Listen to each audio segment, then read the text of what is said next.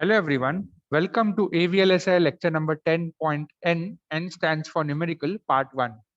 So today we are going to solve a numerical on common source amplifier using NMOS diode connected load. So let's begin. So this is our question number 1.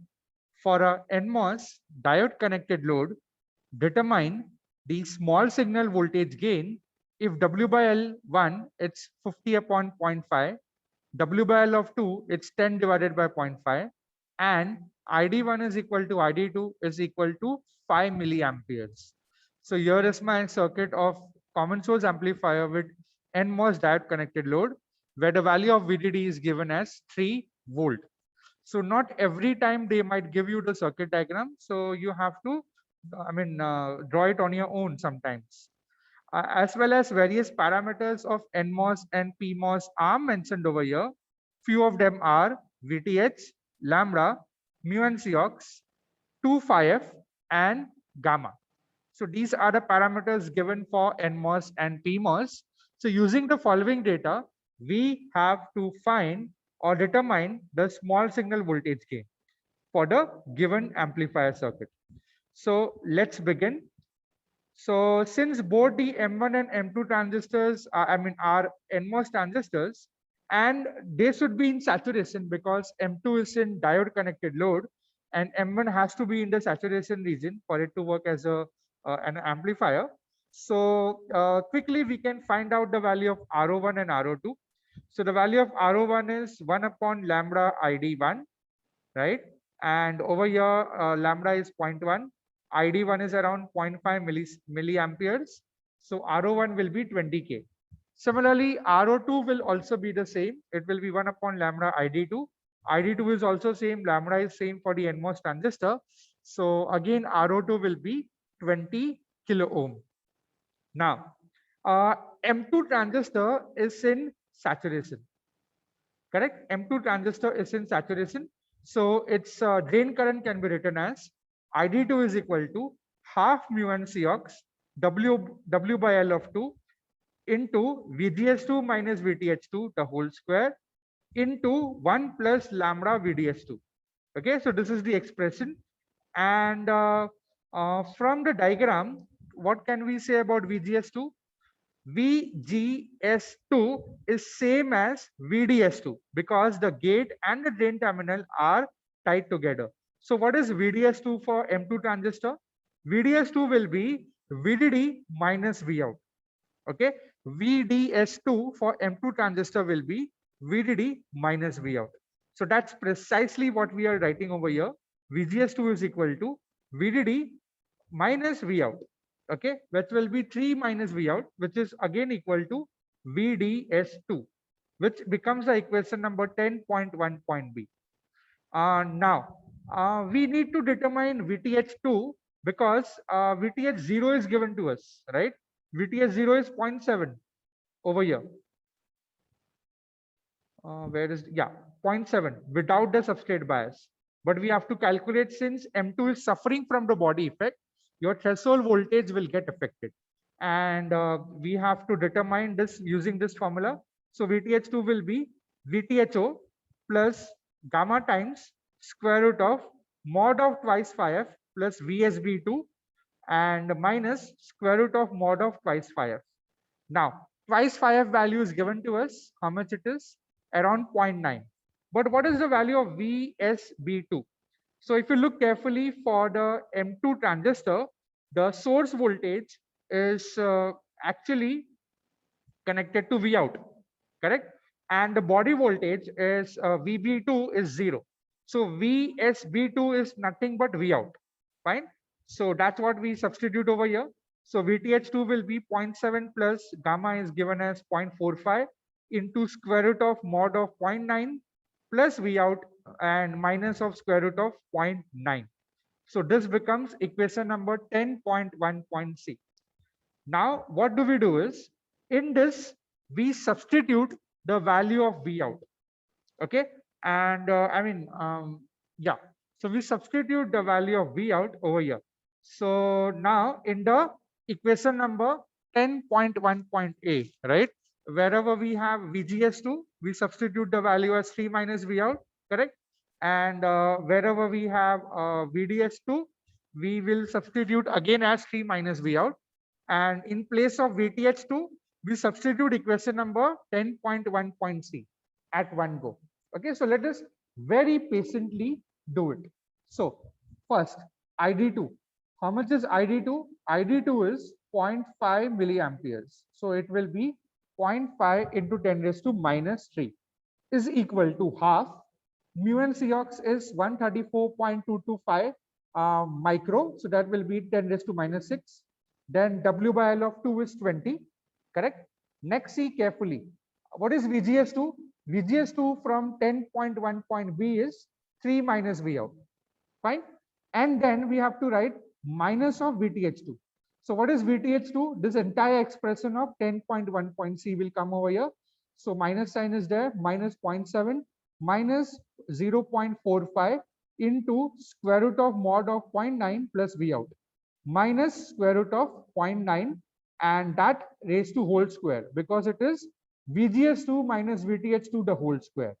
And it will be plus into 1 plus lambda, which is 0.1 into VDS2. What is VDS2? 3 minus V out. So here we substitute 3 minus V out. Correct? And now we open up the bracket. So, I mean, this 2 will go on the left hand side. So it will become 1. Correct? And again, this, all these things have been taken on the left hand side. So you'll get 1 is equal to 2.6845. You all can work it out. Okay, all the constants are being transferred to the left hand side. So I mean, you will get 1 is equal to 2.6845 into, now we solve the internal bracket, right? Inside this we get 2.3 minus V out minus 0.45 into 0.9 plus V out raised to half minus 0.9 raised to half and the entire bracket square, and this becomes 1.3 minus 0.1 times V out. Okay, so we club this together, this 1.3 minus 0.1 V out, we take it on the that side, right? And we take the square root. What do we get? We get this expression, and after simplifying, you do it algebraically. I mean, you can refer the steps. I will keep it for some time, and you can put this directly in the calculator. You will get the value of V out as 1.4664 volt. Okay, so please check it out. I'll keep the screen open for some time. You can have a look at it, what we have done so far. Okay, very carefully. So it's very critical to determine the value of V out, which is nothing but your VSB2. Okay, getting the value of V out and getting it accurately is the only challenging part over here. Rest is very simple. Now you have the value of GM1. So GM1 will be square root of twice mu and Cox W by L of 1 into ID1, right? So GM1 we get it as 3.6637 milliampere per volt. Now GM2 will be square root of twice mu and Cox W by L of 2 into ID2.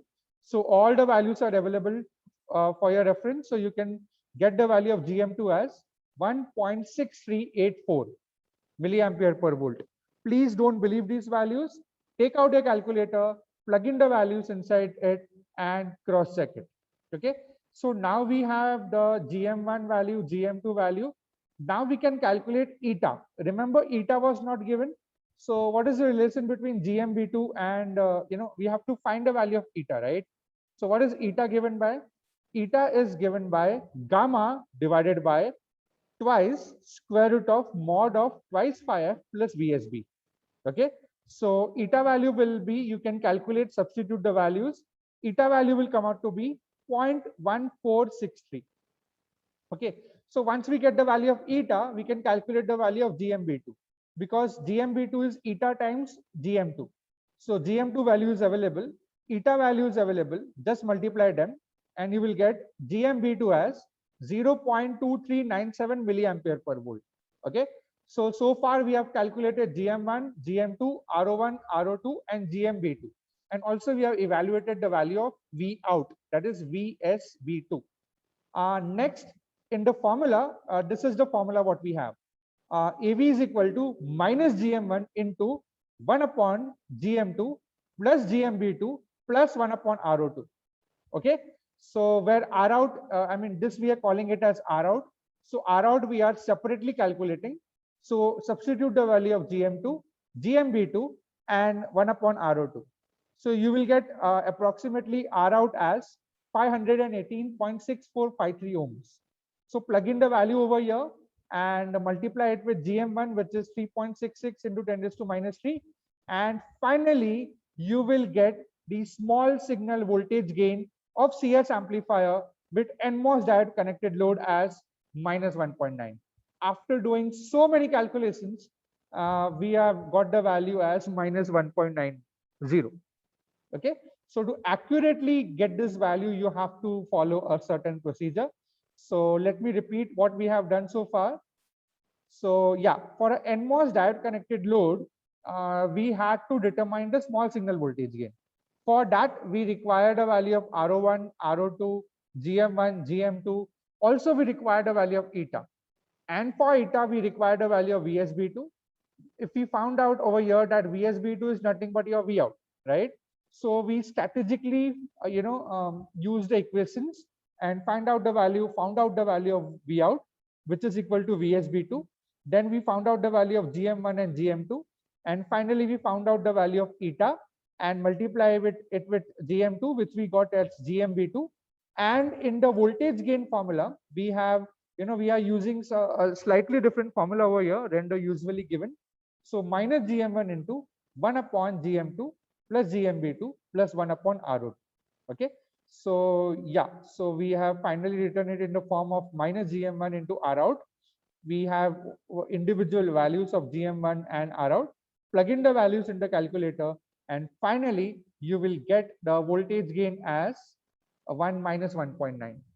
So please accurately calculate the values over here, and you will get a similar result. If you get any different result, please write in the comment section. I will check it out and recheck the calculations. So I think that's all for this session.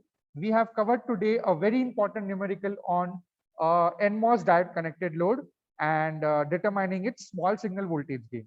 Okay, so I think that's it for this session. Next time, in the next session, we will start with PMOS diode connected load. So until then, have a good day and thank you.